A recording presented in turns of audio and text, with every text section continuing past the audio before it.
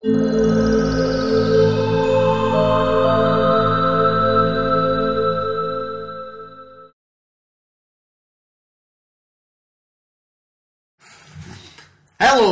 boys and girls, and its and vampires, and I want to eat blood. drink blood, Brandon. You don't eat it.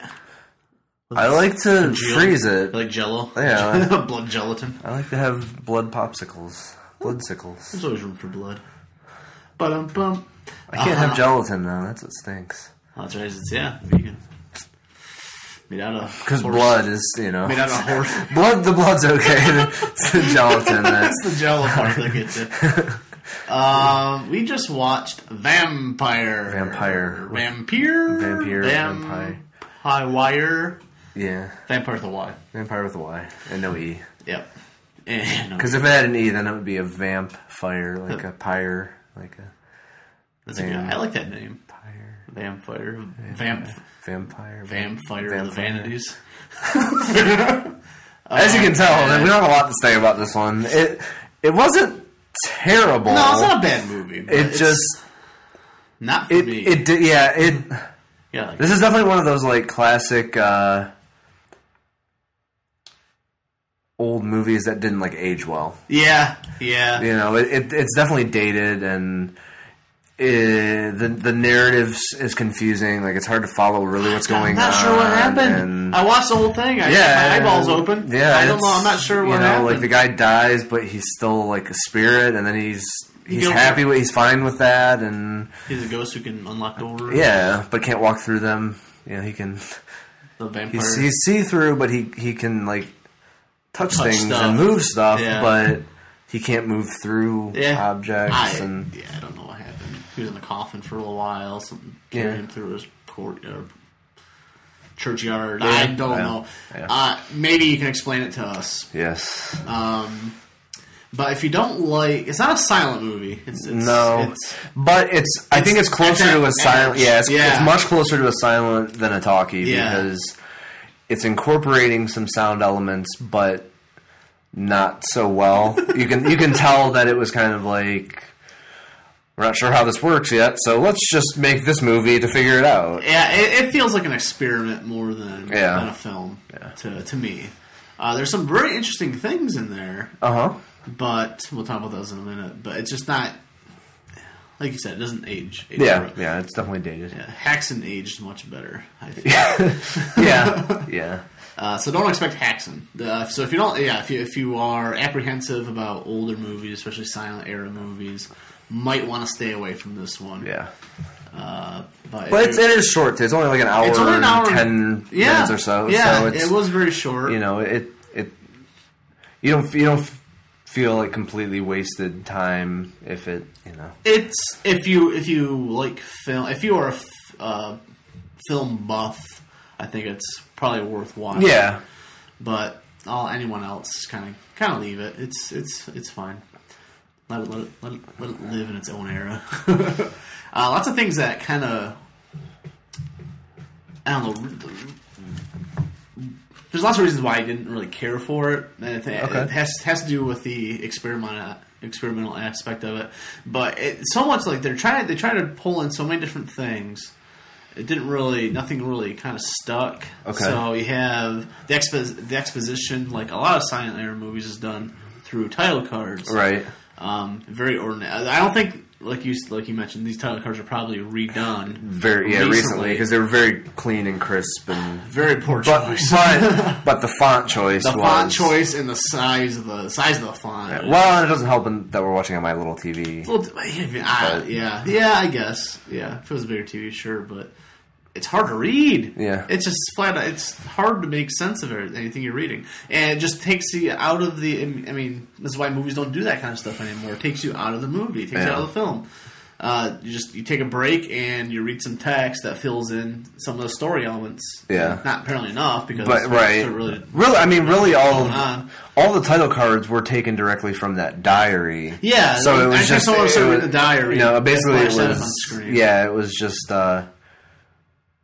this is what a vampire is in terms of our narrative and establishing that's pretty much all that those were good for. They didn't really but like we were talking about, this is kind of comes from an era where vampire stories weren't that prevalent. So you kind of had to fill in some of the exposition that way, I suppose. I mean, prior to that, you probably had you had Dracula, the book, the novel, and then you had Nosferatu. I can't think of any. Yeah, I'm sure there was other stuff. I know there were definitely. There's another short novel called Vampyr. It's spelled the same way as this one. Yeah. But it's not the same story by any means. Yeah, but they were logically assuming. Probably unfamiliar. Audience is probably unfamiliar with what a vampire is. So a lot of that diary stuff was what a vampire is.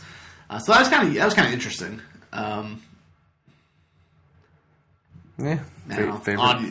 Favorite scenes. We might have the same one. I have two. I have two for this one. The shadow play. Yeah, the shadow play near the beginning. And specifically, like the part where like he sits down and stuff, and then it syncs up with the guy actually sitting there. That was cool, but for me, it was actually the one right before that when the shadow was like crawling through the window. Yeah, and the way that was really cool. Like that, just that shot of making it look like a shadow was coming through. Yeah. Stepping through the window. It's just like that was just really cool. Very well done. Yeah. Obviously all on camera. Right. So very, very, very cool. And especially that's why I would recommend this movie to film buffs, people interested in filmmaking. How do you make movies? Because this is kind of those scenes like that are kind of like masterclass. Like here's forced perspective. Here's how you film exposures. How you play with depth of field, all this kind of stuff. Well, maybe not so much depth of field because you don't really have the cameras that can do that back then. But no, that's not true. They had because this wasn't that far ahead of like Citizen Kane and stuff. I mean, just not even 10 years. Yeah, I guess. There were definitely some depth. Not probably not as advanced, but I didn't notice anything in this movie. I don't think there really is, but I'm just saying. I think at the time there probably. Brandon's the film guy. Definitely was. I'm the nothing guy. I'm the put brains on the table guy.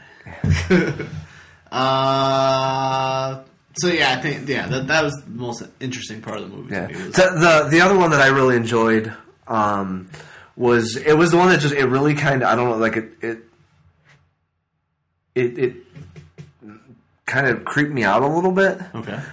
It's the scene like after they put the coffin lid on, and then you get that perspective of it, and all you see. It's just that, and just all you see is like his hand and the drill, and then you see the candle down and lighting the. And it was just this weird because you have this. All you're essentially seeing is this small little square window.